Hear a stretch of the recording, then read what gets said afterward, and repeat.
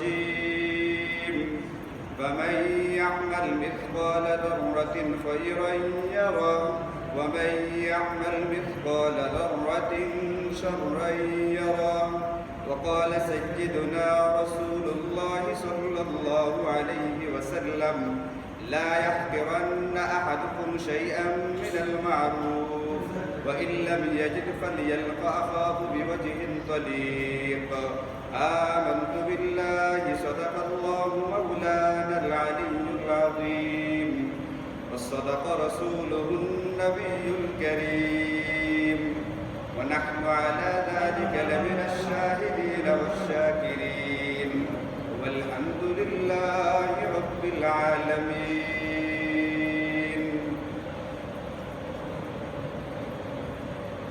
এই পৃথিবীর প্রত্যেকটা মানুষ জন্মলগ্ন থেকে পরকালের দিকে এক নন স্টপ বিরতিহীন এক সফরে যাত্রা শুরু করেছে। এই সফরটাতে মানুষ চলতে গিয়া বিভিন্ন কথায় বিভিন্ন কাজে ছোট এবং বড় বিভিন্ন রকম বিষয়ের মুখোমুখি হয়। মানুষ হিসেবে আমাদের স্বাভাবিক প্রবণতা হইল বড় বিষয়গুলো আমাদের মাথায় থাকে, এগুলোকে আমরা গুরুত্ব দিয়ে থাকি, আর যেগুলো ছোট ছোট সেগুলোর তেমন একটা গুরুত্ব দেওয়া হয় না, আমি ওইটা একটু পরেই ভুলে গিয়ে থাকি। বড় বিষয়গুলো যদি ভালো হয়ে থাকে এটার যেরকম একটা বিনিময় আমি মনে মনে কামনা করি, বড়টা যদি খারাপ হয়ে থাকে, বড় ধরনের গুনাহ হয়ে গিয়ে থাকে, যদি তার ভিতরে সামান্যতম ঈমানও থাকে, তার ভিতরে কিছুক্ষণ পরেই এক প্রকারের অপরাধ বোধ, এক প্রকারের অনুশোচনা তার ভিতরে কাজ করতে থাকে। পক্ষান্তরে ছোট বিষয়গুলো, এটা নেকির হোক অথবা পাপের হোক, পুণ্যের হোক অথবা গুনাহের হোক, এটার তেমন কোনো গুরুত্ব দেওয়া হয় না। ছোট বিষয়টাকে ছোট হওয়ার কারণে, ক্ষুদ্রটাকে তার ক্ষুদ্রতার কারণেই নিচু নজরে দেখা হয়, অবহেলার দৃষ্টিতে দেখা হয়, এটাকে একটু পরেই ভুলে যাওয়া হয়, তেমন কোনো গুরুত্বই দেওয়া হয়। এখন এই ব্যাপারে কুরআন সুন্নাহ আমাদেরকে কি বলে? ছোট বিষয় সেটা পাপের হোক বা পুণ্যের হোক, এটাকে কি ছোট নজরেই দেখা হবে নাকি বড় করে দেখা লাগবে? এটার আমাদের দৃষ্টিভঙ্গিটা কিরকম হবে, এই ব্যাপারে কুরআন এবং সুন্নাহ আমাদেরকে নির্দেশনা দিয়েছে। যেমন আমাদের জিন্দেগির প্রতিটা ক্ষেত্রে কুরআন সুন্নাহ আমাদেরকে হেদায়েত দেওয়া যায়, এই ক্ষেত্রেও হেদায়েত মুক্ত না।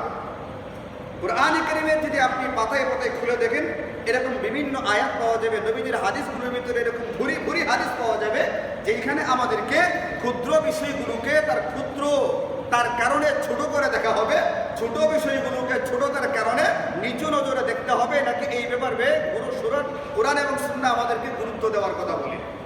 আমি আপনাদের সামনে কুরআন কারীমের সূরা কাহফের একটা আয়াত পড়ি, আপনারা শুনেন। এই আয়াতের কারীমের ভিতরে আল্লাহ তাআলা বলেন, ওয়াযিআল কিতাব ফাতারাল মুজরিমিনা মুশফিকিনা মিম্মা ফীহি ويقولون يا ويلتنا ما لهذا الكتاب لا يغادر صغيرة ولا كبيرة إلا أحصاها ووجدوا ما عملوا حاضرا ولا يظلم ربك أحدا। মারা যাওয়ার পরে প্রতিটা মানুষের সামনে তার আমলনামাকে রেখে দেওয়া হবে, তার কিতাব রেখে দেওয়া হবে। কিতাব একটা ডান পার্শ্বে একটা বাম পার্শ্বে, দুটো কিতাব প্রত্যেকটা মানুষের সঙ্গে আছে।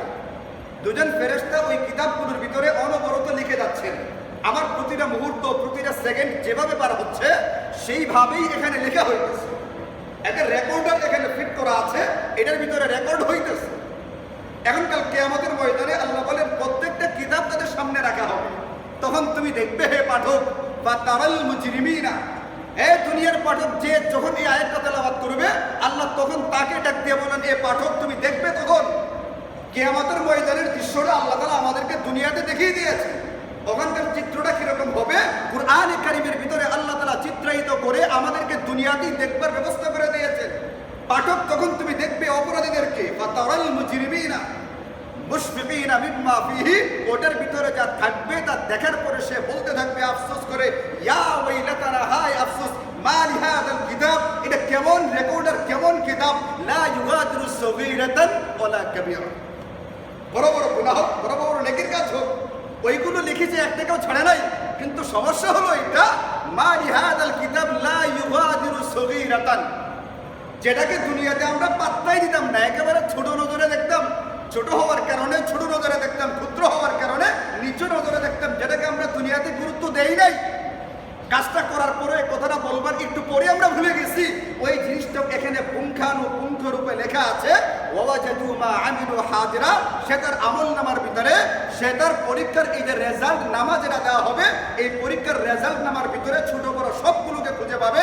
আল্লাহ তাআলা সূরাতুল জিলজালের ভিতরে এই জন্য বলছেন, ফামাই ইয়ামাল মিসকালা যাররাতিন খাইরান ইয়ারা ওয়া মান ইয়ামাল মিসকালা যাররাতিন শাররান ইয়ারা। ও দুনিয়ার পাঠক, আগের আয়াত থেকে তোমার জন্য এটা বুঝে না আসে, যারা শুধুমাত্র অপরাধী তারাই শুধুমাত্র ছোট ছোট অপরাধগুলোকে দেখবে না, এরকমটা না। যারা অপরাধী এরা যেরকম তাদের আমল নামার ভিতরে বড় বড় অপরাধগুলো দেখবে, যারা অপরাধী দুনিয়াতে কৃত তাদের তারা সংগঠিত হয়ে যাওয়া ছোট ছোট অপরাধ এইগুলোকেও তারা দেখবে। দুনিয়ার পাঠক মনে রাখবা, এটা শুধুমাত্র পাপীর বেলায় না, নেককারদের বেলায় একই হিসাব হবে। এখানে ইনসাফটা আরো বাড়বে, এখানে পরিপূর্ণ ইনসাফের মুআমালা করা হবে। বলে দুনিয়াতে যেরকম বড় বড় নেকির কাজ করলে আমি ওইটার বিনিময়ে আশা করি, আমি এটার বদলা আশা করি, এটার বিনিময়ে আল্লাহ পাকের সন্তুষ্টি কামনা করি, এটার বদলায় আমি জান্নাত কামনা করি। এরকম ছোট ছোট আমল যেগুলো হবে, যেগুলোকে তুমি ক্ষুদ্র হওয়ার কারণে নিচু নজরে দেখো, ছোট হওয়ার কারণে ছোট নজরে দেখো, তোমার ওই ক্ষুদ্র ক্ষুদ্র আমলগুলো একটা একটা করে তোমার আমল নামায় লেখা থাকবে। কাজেই দুনিয়ার মানুষ তুমি তোমার ওই ছোট ছোট আমলগুলোকে কোনো সময় তাচ্ছিল্যের নজরে দেখবে না, তুচ্ছতার নজরে দেখবে না। ছোট ছোট আমলগুলোকে তুমি বড় করে দেখবার ফিকির করো। কারণ হলো, বড় আমলগুলো যেরকম মানুষকে আগে বাড়িয়ে দেয়, ছোট ছোট আমলগুলো এরকম মানুষকে যদি নিয়মিত আমলটা করতে থাকে, ছোট আমলটা মানুষকে জান্নাতের দিকে, সফলতার দিকে, কামিয়াবের দিকে অনেকটা দূরে এগিয়ে দিবে। ঠিক অনুরূপভাবে ছোট বলে গুনাহের কাজটা করতেই থাকবা, এই গুনাহের কাজটা কিন্তু তোমার অজ্ঞাত স্বরে তুমি জানবা না, তোমার ঈমান আমল সব কিছুকে বরবাদ করে দিতে পারে। এটা কোরআন সুন্নাহ দৃষ্টিভঙ্গি। ছোটটাকে ছোট নজরে দেখা যাবে না, ক্ষুদ্রটাকে তার ভিতরে ক্ষুদ্রতা থাকার পরেও এটাকে ছোট নজরে দেখা যাবে না। এই ছোট হোক বড় হোক, বড়টাকে যেরকম গুরুত্ব দিয়ে দেখি, পাপ হোক পুণ্যের হোক, এটা ছোট হলে ছোটটাকেও গুরুত্ব দিয়ে আমাদেরকে দেখা লাগবে। এই বিষয়টা আমরা কোরআন সুন্নাহ থেকে যেরকম পাই, এরকম আমাদেরকে বাচ্চা বয়সে যখন ক্লাস 4-এ পড়তাম, 4র্থ শ্রেণীতে, তখনই কিন্তু আবুল হোসেন মিয়ার কবিতার ভিতরে আমাদেরকে শেখানো হয়েছে। আপনারা পড়ছেন সেই কবিতা, একটুখানি কবিতাটা পড়েন না? একটুখানি ভুলের তোরে অনেক বিপদ ঘটে, ভুল করেছেন যারা সবাই ভুক্তভোগী তারা। একটুখানি ভুলের কারণে অনেক বিপদ হয়েছে। একটুখানি বিষের ছোঁয়া মরণ ডেকে আনে, এই দুনিয়ার ভুক্তভোগী সকল মানুষ জানে। আপনি কি মনে করেন একটু বিষ তেমন বেশি না, পরিবারে একটু বিষ খাইলে কি বিপদ ঘটবে না? একটু বিষ খাইলে বিপদ ঘটবে না? যারা এই ধরনের সমস্যার সম্মুখীন হয়েছে তারা দেখেছে তারা কি পরিমাণ বিপদের ভিতরে পতিত হয়েছে। এটা ক্লাস 4-এ থাকতে, যখন আমাদের বয়স 6 বছর আর 4-এ উঠতে মনে করেন 3 বছর, যখন 9 বছর বয়স, তখন আমরা যারা স্কুলে গিয়েছি আমাদেরকে এই সবকটা দেওয়া হয়েছে। কবি আবুল হোসেন মিয়া কোরআন সুন্নাহ থেকে ভাবার্থটাকে নিয়ে, মাফহুমটাকে নিয়ে তিনি কবিতা বানিয়ে আমাদেরকে ছোটবেলায় বুঝাইবার চেষ্টা করেছেন। পাপ হোক পুণ্যের হোক, এটাকে তুমি কখনই ক্ষুদ্র নজরে দেখবে না, ছোট নজরে দেখবে না। এই জন্য মুমিন যে হবে, মুসলমান যে হবে, কোনো আমলকে ছোট নজরে দেখবার চেষ্টা করবেন। নবীজি সাল্লাল্লাহু আলাইহি ওয়াসাল্লাম হাদিসে পাকের ভিতরে বলছেন, লা ইয়াহকিরান্না আহাদুকুম শাইআন মিনাল মারুফ। ও দুনিয়ার মানুষ, আমার উম্মতেরা, তোমরা কোনো নেকির কাজকে কখনোই, সেটা যত বাহ্যত দৃশ্যত যত ছোটই হোক না কেন, এটাকে ছোট নজরে দেখবে না, এটাকে ক্ষুদ্র নজরে দেখবে না। যদি তোমার কাছে কোনো আমল করবার মতো কোনো সুযোগ না থাকে, ওয়াইল্লাম ইয়াজিদ ফালইয়ালকা আখাহু বিওয়াজহিন তলিক, অন্তত তোমার ভাইয়ের সঙ্গে যখন সাক্ষাৎ হয় না, তখন তুমি অন্তত হাসি মুখে সাক্ষাৎটা করো, অন্তত এতটুকু আমল তুমি করো। এই যে হাসি দিয়ে সাক্ষাৎ করলা, এটাকেও তুমি খাটো নজরে দেখবা না, ছোট নজরে দেখবা না। কারণ এই একটু একটু নেকির কাজগুলো তোমাকে আস্তে আস্তে জান্নাতের দিকে অনেক দূর পর্যন্ত এগিয়ে দিবে। নবীজি হাদিসের ভিতরে উদাহরণ দিচ্ছে, একজনের একটা ছোট্ট রশি দরকার, রশি, তুমি রশিটা আগায় দাও, এটাকে ক্ষুদ্র নজরে দেখবে না। একজনের পায়ের জুতার স্যান্ডেলের ফিতাটা ছিঁড়ে গেছে, তুমি একটা ফিতা দিয়ে সহযোগিতা করো, এটাকে তুমি ক্ষুদ্র নজরে দেখবে না। তুমি তোমার ভাইয়ের সঙ্গে হাসি দিয়ে সাক্ষাৎ করো, এটাকে ক্ষুদ্র নজরে দেখবে না। একজন পানি খাবে, তার গ্লাসে পানি ঢালতে হবে, তুমি একটু পানি ঢেলে দাও, এটাকে তুমি ক্ষুদ্র নজরে দেখবে না। যত আমাদের নজরে বাহ্যত যত ছোটই হোক না কেন, নবীজি বলছেন ছোটটাকে ছোট নজরে দেখবে না, কারণ এইটাই আস্তে আস্তে বিন্দু বিন্দু বৃষ্টির পানিতে সমুদ্র মহাসমুদ্র তৈরি হয়। তোমার ছোট ছোট আমলগুলোর মাধ্যমে তোমার নেকির আমল নামায় পাহাড়ের মতো উঁচু একটা পাহাড় তৈরি হবে, যেগুলো তোমাকে জান্নাত পর্যন্ত পৌঁছে দেওয়ার ক্ষেত্রে তোমার জন্য বিরাট সহায়ক ভূমিকা রাখবে। উদাহরণ দেখেন, নবীজি হাদিসের ভিতরে বলছেন, ধরো একটা কাফেলা সফরে যাচ্ছে, একটা কাফেলা ছোট্ট একটা জামাত সফরে যাচ্ছে, 7 জন 10 জনের কাফেলা সফরে যাইতেছে। যাত্রাপথে এক জায়গায় তাদের খাবারের বিরতি দিয়েছে, খাবার প্রয়োজন করা লাগবে, তৈরি করা লাগবে, খাবার খাওয়া লাগবে, খাবারের প্রয়োজনীয়তা আছে। এখন যেখানে দাঁড়াইছে ওই জামানায় গ্যাসের চুলাও ছিল না, এই জন্য চুলা দিয়ে উদাহরণ দেওয়া হয় নাই, ওই জামানায় যেভাবে স্বাভাবিক রান্না করা হয়তো সেটাকে উদাহরণ দেওয়া হয়েছে। এখন লাকড়ি আনতে লাকড়ি নাই, সঙ্গে গ্যাসের চুলাও নাই, লাকড়িও নাই। এখন কি করা হবে? জামাতের আমির সাহেব সাথীদেরকে বললেন, তোমরা অপেক্ষা করো, আমি লাকড়ি আনি। সাথীরা বলবো, আর কি বলবেন আপনি, আমির সাহেব আপনি থাকেন, আমরা যাই। এরকম 5-7 জন চতুর্দিকে ছড়াই গেছে লাকড়ি সংগ্রহ করবার জন্য। এখন 5 জন 5 দিকে গেছে, গিয়া থেকে প্রত্যেকেই একটা করে লাকড়ি পাইছে, একটা করে লাকড়ি। এখন সবাই যদি চিন্তা করে লাকড়ি তো একটা নিয়ে কি হবে, নবীজি বললেন এটা নিয়ে কি হবে, তুমি সেটা চিন্তা না করে একটা পাইছো একটা নিয়ে আসো। এখন 5 জন 7 জন চতুর্দিকে ছড়াইছে, একটা করে লাকড়ি পাইছে মাত্র, ওই একটা করে লাকড়ি সংগ্রহ করে সবাই নিয়ে আসছে। 7 জন বের হয়েছিল, 7 জনের 60টা লাকড়ি নিয়ে আসছে। নবীজি বলেন, হাত্তা হামালু মা আন্দাজা হুদ্দাহু, এই 60টা লাকড়ি দ্বারা তাদের ওই সময়কার খাবার রান্না করার প্রয়োজনটা পূরণ হয়ে গেছে। একটা একটা লাকড়ি, একটা করে লাকড়ি আনছে। নবীজি বলেন, তুমি যদি একটা একটা করে নেকির কাজ করতে থাকো, তোমার প্রথম নজরে একটা তখন একটা থাকবে, কিন্তু এইভাবে একটা একটা যদি করতে থাকো, একটা একটা একটা থাকবে না, এটা অনেক বড় হবে। তুমি যদি গুনাহের কাজগুলোকে ছোট মনে করে, তুচ্ছ মনে করে একটা একটা করতে থাকো, এই ছোট ছোট গুনাহের কাজগুলো ছোট হবে না। এই ছোট ছোট গুনাহের কাজগুলো তারা এক সময় এমন অগ্নিকাণ্ড করতে পারে, একটা মেসের কাঠি থেকে, একটা সিগারেটের অবশিষ্টাংশ থেকে পুরা লক্ষ লক্ষ কোটি কোটি টাকার সম্পদ করে যেতে পারে। এই জন্যে আমি আপনি যদি আমাদের দৃষ্টিতে যেগুলো ছোট আমরা গুরুত্ব দেই না, এটাকে গুরুত্ব না দিয়ে গুরুত্ব দেওয়ার ফিকির করেন। ওলামায়ে কেরাম বলছেন, দেখেন মসজিদে ঢুকতে গেলে 5টা সুন্নত, বের হইতে গেলে 5টা সুন্নত। আপনি মসজিদে ঢুকতে গেলে 1 নম্বর আপনাকে বিসমিল্লাহ বলতে হবে, বিসমিল্লাহ বলতে হবে। 2 নম্বর আসসালাতু ওয়াসসালামু আলা রাসূলিল্লাহ, দুরূদ শরীফটা পড়তে হবে। 3 নম্বর, আপনি জুতা খোলার সময় একটা সুন্নত হলো সবসময় ভালো দিকটাকে প্রাধান্য দেওয়া লাগে, তুলনামূলক নিম্নমানের দিকটাকে অপ্রাধান্য দেওয়া লাগে। এখন জুতা খোলার সময় বাম পায়ের জুতা আগে খুলতে হয়, আর জুতা পরিধান করার সময় ডান পায়ের জুতাটা আগে পরিধান করতে হয়। এখন মসজিদে ঢোকার সময় আপনি 3 নম্বর সুন্নত, যখন জুতাগুলো খুলবেন বাম পায়ের জুতাটা খুলে জুতার উপরে আগে পাটা রাখবেন, এরপরে ডান পায়ের জুতা খুলে ডান পা দিয়া 4 নম্বর সুন্নত ডান পা দিয়া মসজিদে প্রবেশ করবেন। এবং মসজিদে প্রবেশ করার সময় তখন এই দোয়াটা পড়বেন, আল্লাহুম্মা ইফতাহ লি আবওয়াবা রাহমাতিক। একটা হলো বিসমিল্লাহ পড়লেন, একটা হলো দুরূদ শরীফ পড়লেন। 3 নম্বর হলো বাম পায়ের জুতাটা আগে খুলবেন, 4 নম্বর হলো ডান পা দিয়া মসজিদে ঢুকবেন, এবং 5 নম্বর হলো মসজিদের দোয়াটা পড়বেন। ঠিক বের হওয়ার সময় এরকম 5টা সুন্নত আছে। আপনি যখন বের হইতে যাবেন সবার আগে বিসমিল্লাহ বলবেন, এরপরে দুরূদ শরীফ পড়বেন, এরপরে আপনি বের হওয়ার যে দোয়াটা পড়বেন, আল্লাহুম্মা ইন্নী আসআলুকা মিন ফাদলিক। এই 3টা। 4 নম্বর হলো ভালো কাজে ডান দিককে প্রাধান্য দিতে হয়, এই জন্য জুতা পরিধান করার সময় ডান পায়ের জুতাটা আগে পরিধান করবেন। এটা হলো 4 নম্বর, আপনি ডান পায়ের জুতা পরিধান করবেন, কিন্তু মসজিদ থেকে বের হওয়ার সময় বাম পা দিয়ে বের হবেন। বিসমিল্লাহ বলবেন, দুরূদ শরীফ পড়বেন, মসজিদ থেকে বের হওয়ার দোয়াটা পড়বেন। মসজিদ থেকে বের হওয়ার সময় বাম পা আগে দিয়ে বের হবেন, কিন্তু জুতাগুলো পরিধান করার সময় 5 নম্বর ডান পায়ের জুতাটা আপনি আগে পরিধান করবেন। তাহলে এখানে একটা মানুষের শুধুমাত্র মসজিদে ঢুকতে আর বের হইতে 10টা সুন্নতের উপরে আমল হয়েছে। এখন কেউ যদি এটাকে ছোট নজরে দেখে তাহলে ছোট আমল, এটা ফরজ না, এটা ওয়াজিব না, সুন্নতে মুআক্কাদাও না। কিন্তু যদি নবীর এই হাদিসের উপরে আমল করতে গিয়া তোমরা দুনিয়ার কোনো ছোট আমলকে ছোট নজরে দেখবা না, কোনো গুনাহকে ছোট আকারে দেখবা না, তাহলে আপনি দেখেন এক বেলা যদি মসজিদে ঢুকে আর বের হয় 10টা সুন্নত, 5 বেলায় হলে 50টা সুন্নতের উপরে আমল হবে। এখন আপনি যদি এই মানুষটার একদিনের হিসাব করেন তাহলে 50টা সুন্নতের উপরে আমল হয়। এখন এই ব্যক্তিরা যদি 1 মাসের আমল করে তাহলে কত হবে? 1,500। তাহলে হবে 1,500 সুন্নতের উপরে আমল হবে। এখন এই মানুষটাই যদি এইভাবে 1 বছর 2 বছর 5 বছর পর্যন্ত আমল করতে থাকে, 1 বছরে আমল করলে হবে আপনার 1,80,000-এর মতো। আপনি এটা গুন্দা দেখেন, পুরুন্দা দেখেন। আর নবীজি হাদিসে পাকের ভিতরে আল্লাহ তাআলা কুরআনে কারীমের ভিতরে বলছেন, মুমিনের একটা নেকির আমল সর্বনিম্ন যে পরিমাণটা দেওয়া হয়, একটা নেকির আমলের সর্বনিম্ন যে সওয়াবটা দেওয়া হবে, এটা হলো কমপক্ষে 10 গুণ বাড়িয়ে দেওয়া হবে। এখন আপনি চিন্তা করেন, একবারে 10 বার হলে 10 10 100।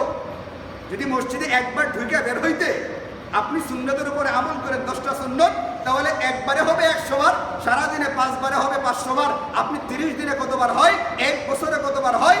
একজন মানুষ যদি নামাজে সওয়াব করতে গিয়ে 5 বছর 10 বছর 20 বছর মসজিদে আসা যাওয়া করে, 50 বছর যদি মসজিদে আসা যাওয়া করে, এই মানুষটার মসজিদে ঢুকতে আর বের হইতে কি পরিমাণ নেকি সে কামাই করেছে, এটা সে আন্দাজও করতে পারবে না।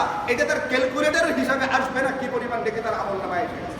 অথচ আমলটা ছোট্ট একটা আমল, এটাকে অবহেলা করবার কোনো সুযোগ নেই, এটাকে গুরুত্বহীন ভাবার কোনো সুযোগ নেই। ঠিক অনুরূপভাবে আপনি গুনাহের বেলায় দেখেন, একজন মানুষ একটা সিগারেট খায় 5 টাকা খরচ করে, একটা মানুষ একটা সিগারেট খায় দৈনিক 5 টাকা খরচ করে, বা 2টা ধরেন 10 টাকা। সারাদিনে 10 টাকার সিগারেট খেলো, 2টা সিগারেট। অথবা সারাদিনে সে ইউটিউবের ভিতরে নাটক, সিনেমা এইগুলো দেখতে গিয়া 10 টাকা পরিমাণ এমবি খরচ করলো, 10 টাকা। এখন দৈনিক 10 টাকা হলে তার 1 মাসে কি পরিমাণ টাকা হয়েছে? 330 300 টাকা। যদি 1 বছরে ধরেন তাহলে কত হবে? 360 যদি হয়ে থাকে, আরবি বছরে যদি 360, তাহলে হবে 3600। যদি 1 বছর ধরেন তাহলে হবে আপনার 3,60,000। এই যে আপনি এই পরিমাণ গুনাহ প্রতি বছরে কামাই হইতেছে। আমার দিনকে দিন, ঘন্টাকে ঘন্টা মোবাইলের পিছনে পার হয়, মাস পার হয়, বছর পার হয়, 1 বছর 3 বছর 5 বছর 7 বছর 10 বছর এই যে মোবাইলের পিছনে এমবি খরচ করে এবং সিগারেটের পিছনে ব্যয় হইতেছে। আপনি চিন্তা করে দেখেন, এই টাকাগুলো যে খরচ হচ্ছে আপনার নজরে একেবারে তুচ্ছ। আরে দৈনিক মাত্র 10 টাকা গেছে, এটা কি দূর? কিন্তু দৈনিক 10 টাকা, এটা 10 বছরে কি পরিমাণ হয়েছে আপনি হিসাব করে দেখেন। 10 বছরে কি পরিমাণ হয় হিসাব করে দেখেন, 15-20 বছরে কি পরিমাণ হয় হিসাব করে দেখেন। আরে আপনি তো 10 টাকার হিসাব দিতে পারবেন না। নবীজি হাদিসের ভিতরে বলছেন, লা তাজুলু কদামা ইবনে আদম, বনি আদমের পা 1 কদম আগে বাড়াইতে পারবে না 5টা প্রশ্নের উত্তর দেওয়া ছাড়া। তার ভিতরে একটা হইল মিন আইনা ইকতাসাবাহু ওয়া ফীমা আনফাকাহু, সে টাকাগুলো কোত্থেকে কামাই করেছিল এবং এইগুলো ব্যয় করার খাতটা কি ছিল। আপনি যখন হিসাব দিতে চাইবেন, ইউটিউবের ভিতরে সিনেমা দেখতে গিয়ে আমার এই পরিমাণ টাকা খরচ হয়েছে, তখন মুখ দিয়ে সিনেমাটা বের হবে না। ফেরেশতাদের ভয়ে, এদের চক্ষুগুলোর কারণে, এদের হাতের হাতুড়ির কারণে আপনার মুখ দিয়া ওই টাকাগুলো কোথায় গেল হিসাবটা বের হবে না। আর বের না হওয়া পর্যন্ত আপনার একটা পা হাসরের ময়দান থেকে আগে বাড়তে পারবে না। এই জন্য 5 টাকা 10 টাকা হিসাব করলে হবে না। মোবাইলওয়ালারা আমাদেরকে ক্ষুদ্র জিনিসগুলোকে ক্ষুদ্রতার হিসাবে দেখায়, ছোট জিনিসগুলোর ছোটতা আমাদেরকে দেখায়, এইভাবে আস্তে আস্তে গুনাহের পাহাড় আমাদের বাম কাদের ভিতরে জমা করে ফেলছে। 17 টাকা দিয়ে 1 জিবি, 20 টাকা দিয়ে 1 জিবি, 50 টাকা দিয়ে 1 জিবি আপনি মোবাইলে কিনবেন না, আপনি এমবিটা কিনবেন না। 10 দিন 15 দিন একবার বন্ধ। এরা চিন্তা করে কিনে, এই লোকটা এখন এমবি কিনে না কেন, 1 মাস ধরে এই লোকটা কেনা হয়েছে নাই কেন, আপনাকে একটা অফার দিয়ে দিবে, মাত্র 5 টাকা দিয়ে আপনি 1 জিবি পাবেন। এই লোক আবার ঢুকে গেছে। ওই যে 5 টাকাকে 5 টাকার নজরে দেখছে, ছোটটাকে ছোট নজরে দেখছে। এতদিন 1 মাস মোবাইল থেকে দূরে ছিল, এখন এই অফারটা পায়া, এই প্রস্তাবটা পায়া আবার সে মোবাইলের জগতে ঢুকে গেছে। এই ক্ষুদ্রগুলোকে ক্ষুদ্র নজরে দেখবেন, আপনি আপনার প্রোটোকলটাকে ধ্বংস করা ছাড়া আর কোনো উপায় সামনে থাকবে না। এই জন্য নবীজি বলছেন, ওই ছোটটাকে ছোট নজরে দেখবা না। 5 টাকা দিয়ে তুমি 1 জিবি কিনবা, কিন্তু 1 জিবি খরচ করতে যে পরিমাণ গুনাহ হবে, এই পরিমাণ গুনাহ একজন মুমিন মুসলমানের ঈমান আর আমলকে ধ্বংস করবার জন্য যথেষ্ট। কিনতে গেলে সামান্য টাকা, কিন্তু এর যে ক্ষতিটা, ওই যে একটুখানি বিষের ছোঁয়া মরণ ডেকে আনে, একটু বিষ যেরকম মানুষকে মেরে ফেলতে পারে, একটুখানি এমবি 5 টাকা 10 টাকার এমবি একজন মানুষের জান্নাতকে বরবাদ করে জাহান্নামকে অত্যাবশ্যক করে ফেলতে পারে। এই জন্য আমাদের সমাজে এই ধরনের বহু ঘুরে ঘুরে আপনি ছোট ছোট আমল পাবেন, যেগুলো দেখা হয় ক্ষুদ্র নজরে, কিন্তু বাস্তবের ফলাফলটা অনেক বড়। কোনো ব্যক্তি ফজরের নামাজ পড়লো, আমাদের দেশে ফজরের নামাজের জামাত হয় একেবারে শেষ পর্যায়ে, যখন আর মাত্র 25 মিনিট আধা ঘন্টা থাকে সূর্যোদয়, তখন নামাজটা পড়া হয়। নামাজ আর দোয়া করতে করতে মোটামুটি 15 মিনিট চলে যায়, হয়ে গেল 10 মিনিট। আচ্ছা 10 মিনিট অপেক্ষা করলো মসজিদে, একটু সূরা ইয়াসিন তেলাওয়াত করলো, ফজরের পরে গুরুত্বপূর্ণ কিছু তাসবিহ থাকে এগুলো পড়লো, এই জাতীয় আরো কিছু তাসবিহ থাকে। পড়তে পড়তে সূর্য উঠে গেলে 10-12 মিনিট পরে সূর্য উঠা, 10-12 মিনিট পরে 2 রাকাত নামাজ পড়বে। এশরাকের নিয়তে 2 রাকাত নামাজ পড়বে। নবীজি বলছেন কবুল হয়ে গেলে যে পরিমাণ সওয়াব দেওয়া হয়, এই ধরনের কবুল হয়ে যাওয়া একটা হজ আর একটা উমরার সওয়াব তোমার আমলনামায় লেখা হবে। নামাজ তো 2 রাকাত, নামাজ তো 2 রাকাত, যেটা ফরজ না, যেটা ওয়াজিবও না। কিন্তু আপনি যদি একদিন করেন, একটা হজ একটা উমরা, আরে সরাসরি বাইতুল্লাহ যেতে পারেন না, আপনার জন্য বিকল্প রাস্তা রাখা আছে। আমরা দুনিয়াতে বিকল্পগুলো তালাশ করি, কিন্তু পরকালের বিবেচনায় যেগুলোকে মাথায় রাখা দরকার ওই বিকল্পগুলো আমাদের মাথায় থাকে না। আপনি সরাসরি যেতে পারেন না, টাকা নাই, আপনি দরিদ্র মানুষ, কোনো অসুবিধা নাই। আপনি পড়েন ফজরের নামাজের সূর্য ওঠার পরে, ফজরের নামাজের পরে যখন সূর্য উঠবে, সূর্য উঠার কিছুক্ষণ পরে আপনি পড়েন 2 রাকাত নামাজ ইশরাকের নিয়তে, আপনি একটা হজ একটা উমরা সওয়াব পাবেন। একদিন পড়লে একবার, 2 দিন পড়লে 2 বার, 3 দিন পড়লে 3 বার, 1 মাস পড়লে 30টা হজ 30টা উমরা, 1 বছর করলে 360টা হজ 360টা উমরা, 1 বছর 2 বছর 3 বছর 5 বছর করেন, আপনি দেখেন আপনার আমলনামে কি পরিমাণ লিখে দেওয়া হয়। তো সমস্যা হলো নফল নামাজ, আরে ফরজটা করারই সুযোগ হয় না, নফল করতে গিয়ে বলবো নফল লিয়া, এই জামানায় নফল চলে, ফরজগুলোই তো পারতেছি না। আমাদের সমাজের ভিতরে এতিম মিসকিন আছে না? তুমি যে হাদিসের ভিতরে বলছেন একজন এতিমের দেখাশোনা করো, একটা খোঁজ খবর নাও। আনা ওয়া কাফিরুল ইয়াতীম ফিল জান্নাতি হাকাযা, আমি আর একজন এতিম এর লালন পালনকারী ব্যক্তি জান্নাতের ভিতরে এমন ভাবে থাকবো, ফাররাজা বাইনাহুমা শাইআন, নবীজি 2টা আঙ্গুল দেখে একেবারে এত বড় করে ফাঁক করে নেই, এক হাদিসের ভিতরে আছে হালকা ফাঁকা করে দেখাইছেন, এই 2টা আঙ্গুল যেরকম কাছাকাছি থাকে, একজন ইয়াতীমের লালন পালনকারী, ইয়াতীমের ঘুষ খাবার যে ব্যক্তিটা নিয়ে থাকে, ওই ব্যক্তি আর আমি জান্নাতে এই পরিমাণ কাছাকাছি থাকবো। প্রতিটা পাড়ায় প্রতিটা মহল্লায় এতিম বাচ্চা কাচ্চা আছে না? আরে দরিদ্র অসহায় আছে না? আপনি একটু ঘুষ নেন। আপনি 1 মাসে যে পরিমাণ এমবির পিছনে ক্ষয় করেন, তার 10 ভাগের 1 ভাগ একটা দরিদ্র বাচ্চার পিছনে, তার 10 ভাগের 1 ভাগ একটা এতিম বাচ্চার পিছনে খরচ করেন, তার একটু খোঁজখবর নেওয়ার চেষ্টা করেন। নবীজি হাদিসের ভিতরে বলছেন আস-সাঈ আলাল আরমালা কাল মুজাহিদি ফি সাবিলিল্লাহ আও কাল্লাযী ইয়াসুমুন নাহার ওয়া ইয়াকুমুল লাইল। প্রতিটা পাড়ায় প্রতিটা মহল্লায় দরিদ্র বিধবা নারী আছে না? আরে বিধবা নারী আছে না নাই? যদি কোনো বিধবা নারী থেকে থাকে, নবীজি বলছেন বিধবা নারীর খোঁজখবর নাও। তার স্বামী নাই, তার স্বামী থাকলে তার খোঁজখবর নিত, তার স্বামী নেই, তুমি তার খোঁজখবর লাগাও। যদি খোঁজখবর লাগাইতে পারো তাহলে ফলাফলটা কি হবে? নবীজি বলছেন যে ব্যক্তি দিনের বেলায় সারা বছর রোজা রাখে আর রাত্রিবেলায় নফল নামাজ তাহাজ্জুদ পড়ে পড়ে কাটায়, এ ব্যক্তি দিনের বেলায় রোজা, রাত্রিবেলায় তাহাজ্জুদের নামাজ পড়ে পড়ে যে পরিমাণ নেকি কামাই করে, এলাকার একজন বিধবা নারীর খোঁজখবর রাখনেওয়ালা ব্যক্তি রোজাও রাখলো না, রাত্রিবেলায় তাহাজ্জুদও পড়লো না, এরপরেও তার আমল নামায় সারা বছর রোজা রাখার, সারা রাত্রি নফল নামাজ পড়ার সওয়াব লিখে দেওয়া হবে। আপনি মনে করবেন একজন দরিদ্র একজন বিধবা নারীর খোঁজখবর নিয়ে বাহাদুরি করছেন, না বাহাদুরি করিনি। একজন বিধবা নারী আমার মহল্লায় থাকা, এটা আমার জন্য ভাগ্যের বিষয়। যদি আমার মহল্লায় আমার পাড়ায় একজন বিধবা না থাকে, তাহলে আমি হাদিসটার উপরে আমল করতে পারি না। একজন বিধবা আছে, আবার দরিদ্র আছে, এই কারণে এই হাদিসটার উপরে আমার আমল করার সুযোগ হয়ে গেছে। একজন বিধবা নারী আমার আপনার দেওয়া দানটা, আমার আপনার দেওয়া সহযোগিতা যদি কবুল করে থাকে, এই কবুল করে কারণে আমি তার উপরে দয়া করি নাই, বরং সে নিয়ে যে এটা কবুল করে আমার উপরে দয়া করছে, কারণ সে কবুল না করলে আমার দানটা দান বলে বিবেচিত হইত না। আমার আপনার সমাজে খোঁজ নিয়ে দেখেন, আমি আপনি যেখানে থাকি এরকম বহু দরিদ্র আছে, বহু বিধবা আছে, স্বামী মারা যাওয়ার কারণে খোঁজখবর নেয় না। স্বামী থাকলে দরিদ্র হলেও খোঁজখবর নিত। ও জাআলা বাইনাকুম মাওয়াদ্দাতান ওয়া রাহমা, আল্লাহ কোরআনে কারীমের ভিতরে বলছেন, স্বামী স্ত্রী যদি একে অপরের হক আদায় করে, তাহলে মনোমালিন্য যাই হোক না কেন, ঝগড়া যাই হোক না কেন, এরপরেও স্বামী স্ত্রী একে অপরের মধ্যে একটা টান, একটা ভালোবাসা থাকে। আর হক না আদায় করলে, হালকা লবণ কম দিছে মুড়াইলে তো আর হক আদায় করা হলো না। একটু লবণ কমের কারণে মোরা মারছে গিয়ে একেবারে বাইরে পত্রিকা করলাম, ভাত রান্ধ কিনা খবর নিচ্ছে, এখনো ভাত রান্ধ হয়নি, পিড়াইতে বাইরে হয়েছে। কালকে না পরশু দিনের পত্রিকা দেখলাম। এটা হক আদায়? এটা হক আদায় না। যদি হক আদায় করে তাহলে একে অপরের প্রতি টান থাকে। এখন স্বামী থাকলে দরিদ্র হলেও তার স্ত্রীর খোঁজখবর নিত। কিন্তু আমাদের সমাজে বাল্যকাল থেকে সন্তানটাকে দিনী শিক্ষায় শিক্ষিত না করবার কারণে এরকম বহু নজির পত্র পত্রিকায় ইন্টারনেটে আসতেছে, ছেলেরা বহু বড় বড় প্রতিষ্ঠিত আমেরিকায় থেকে কানাডায় থাকে আর বাবাকে ওই বৃদ্ধাশ্রমে রেখে আসছে। আমাদের সমাজে এরকম বহু দরিদ্র বিধবা আছে, ছেলে সন্তান আছে, কিন্তু মায়ের খোঁজখবর নেয় না। অথচ এই সন্তানের জান্নাত কামাই করার একটা সুযোগ ছিল। মায়ের যে এক হিসেবে মা হিসেবে সেবা করতে পারতো, 2 নাম্বার তার হিসেবেও কিন্তু এই মহিলা একজন বিধবা।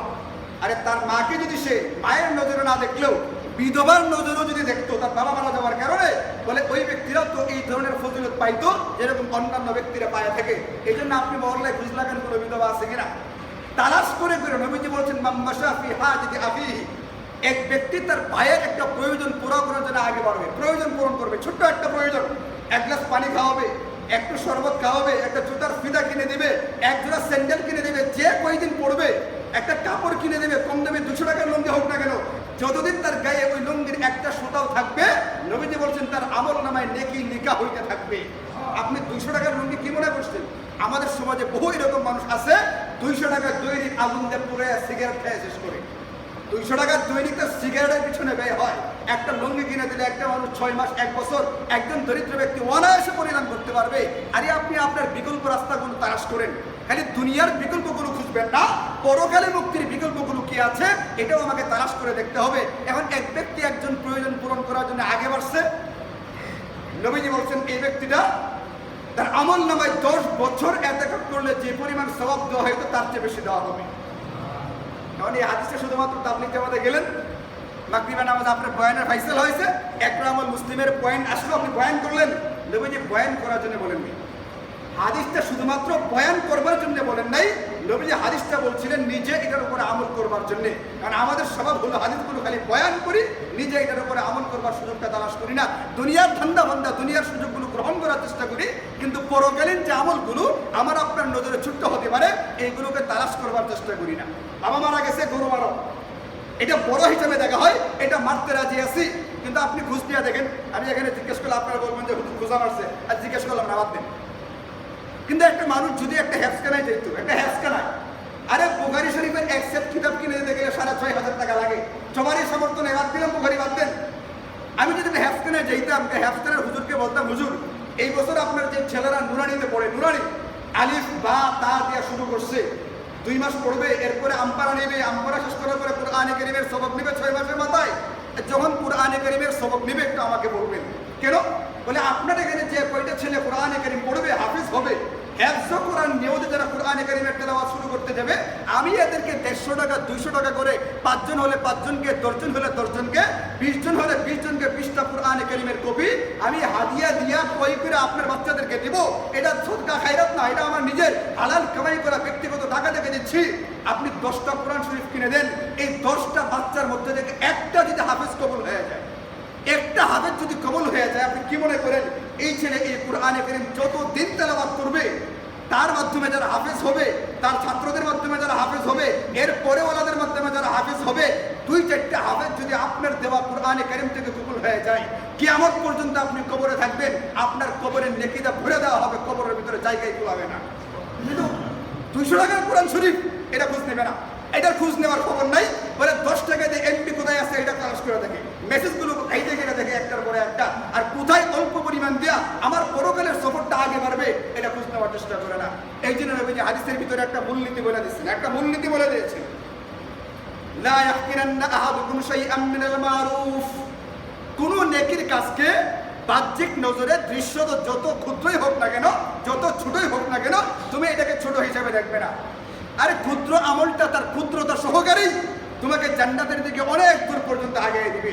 আর কোনো গুনাহের কাজকে ছোট নজরে দেখবে না, গুনাহের কাজটা ছোট হলেও এই ছোটটা তার ছোটতা সহকারে তোমাকে জাহান্নামের দিকে অনেক দূর পর্যন্ত আগায় দিবে। এই জন্য আমাদের জিন্দগিতে চলতে গিয়া আমাদের এই অনন্তকালের যে সফর শুরু হবে, একদিকে দম বন্ধ হবে, আরেকদিকে আমাদের অনন্তকালের সফর শুরু হবে।